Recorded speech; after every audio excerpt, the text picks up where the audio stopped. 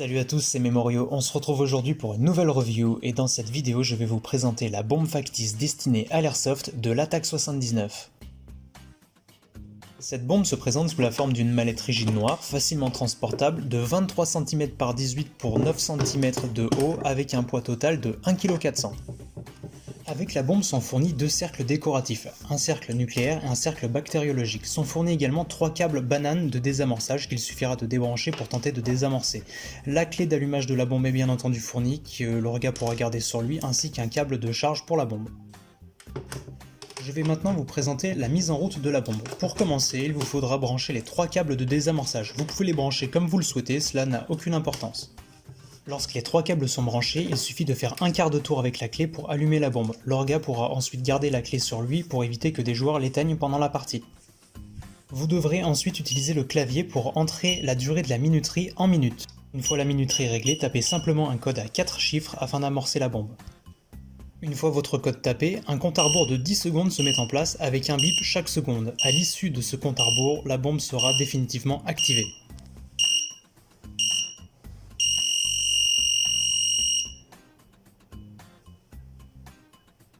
Pour désamorcer la bombe, vous avez deux possibilités, soit vous tentez les câbles de désamorçage, soit vous tapez un code sur le clavier. Si vous tapez le mauvais code, le timer de la bombe s'accélère.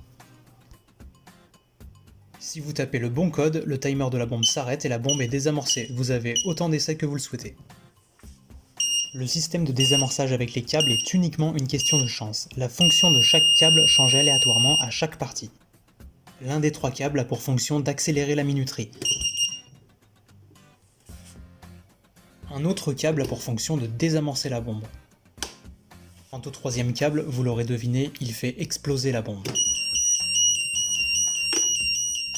Seul le premier câble débranché fonctionnera. Si vous en débranchez d'autres ensuite, cela n'aura aucun effet. Si vous tentez par exemple d'enlever les trois câbles en même temps, en réalité seul l'effet d'un des câbles sera compté.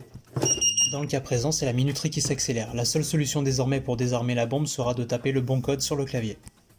Nous avons donc là une bombe très simple d'utilisation, que ce soit pour les organisateurs comme pour les joueurs. En réalité, n'importe quel joueur qui va se retrouver devant cette bombe va comprendre immédiatement comment elle fonctionne. Sa simplicité et son format compact en font un objet simple à mettre en place en partie et facile à transporter sur vos terrains. Petite information qui a son importance, lors des 30 dernières secondes du compte à rebours, la bombe émet un bip sonore chaque seconde jusqu'à l'explosion.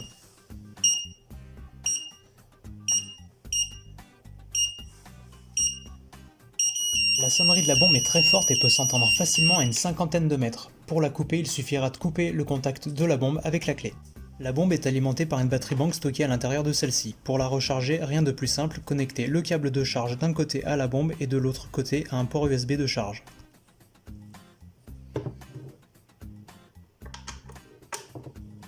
Voici ici l'intérieur de la bombe avec la partie électronique bien visible et la batterie banque que vous pourrez changer en cas de besoin. En regardant l'intérieur de la bombe, on est tout de suite rassuré, ça respire la solidité et du coup on ne craint pas de laisser la bombe entre les mains de joueurs maladroits. Libre à vous ensuite de personnaliser votre bombe, j'ai fait le choix sur la mienne d'ajouter de l'adhésif jaune et noir pour la rendre beaucoup plus visible. La présentation de cet item de jeu est maintenant terminée, j'espère que cette review vous aura plu, si c'est le cas n'hésitez pas à aimer la vidéo, à la partager ou alors dites-moi tout simplement ce que vous en avez pensé dans les commentaires. Si vous souhaitez vous aussi vous procurer cet item de jeu, rendez-vous sur le site de l'Attack 79, la bombe coûte 180 €, c'est un petit investissement qui en vaut la peine, vous trouverez le lien dans la description. À bientôt.